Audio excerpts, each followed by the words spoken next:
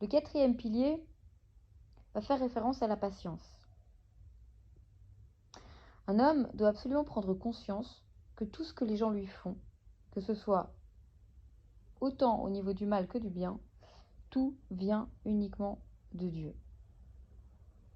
Si un homme vient à subir une humiliation et qu'il arrive à se taire face à cette vexation, sans en tenir rancune à celui qui l'a humilié, là, Rabbi Nachman nous explique que cette personne atteint le niveau du vrai repentir.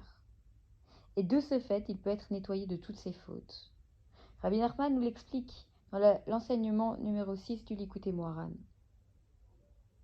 Il faut comprendre que lorsque l'on est amené à vivre ces humiliations, ces vexations, elles sont parfois très difficiles à vivre. Enfin, parfois, elles sont tout le temps très difficiles à vivre, parce qu'il est question véritablement de nous mettre face à notre plus grand, je dirais, notre plus grand challenge, le plus grand challenge dans ce monde, c'est-à-dire combattre notre ego. Et quand on est face à une situation d'humiliation, c'est l'ego directement qui se prend un sacré coup. Donc là, il est essentiel de comprendre que toutes ces vexations sont là uniquement pour nous permettre d'atteindre un niveau de repentir véritable. Si un homme venait à se mettre en colère, à se fâcher contre son prochain, qui lui a causé du tort, forcément, ça reste quelque chose d'à peu près logique. En tant qu'humain, c'est une réaction qui est normale et logique. Mais pourtant, ça nous démontre un manque de foi. Pourquoi ? Parce qu'en s'énervant contre l'autre, forcément, la raison est qu'on pense que c'est l'autre qui est responsable. Et du coup, on en oublie que la situation a été dirigée par Dieu. Parce que tout est orchestré par la providence divine. Il n'y a rien qui n'est pas de la volonté de Dieu.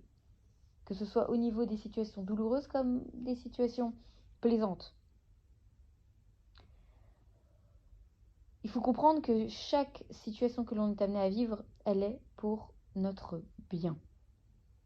C'est-à-dire que derrière chaque malédiction va venir se cacher une bénédiction.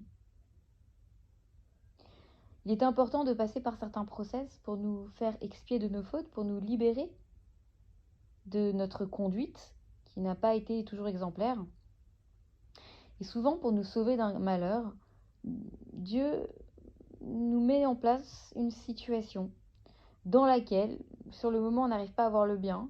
Et pourtant, si on arrivait à percevoir l'envers du décor, si on arrivait à voir à quel point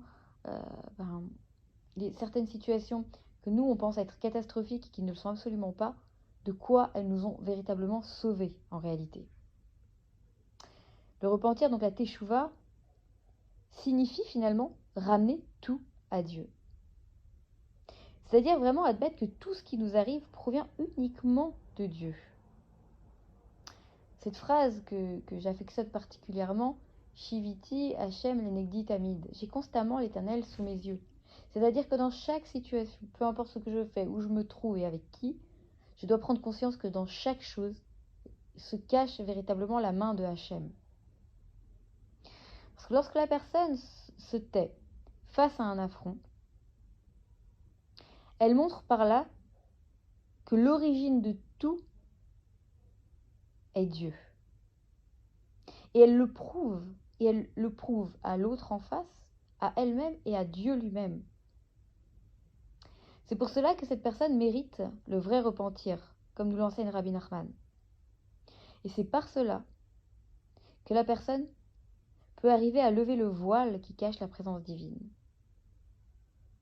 C'est-à-dire, en agissant de la sorte, cette personne arrive donc à soulever ce voile de façon à ce que, ensuite, dans chacune des situations qu'elle est amenée à vivre, elle ressentira et elle verra la présence divine d'une façon beaucoup plus dévoilée.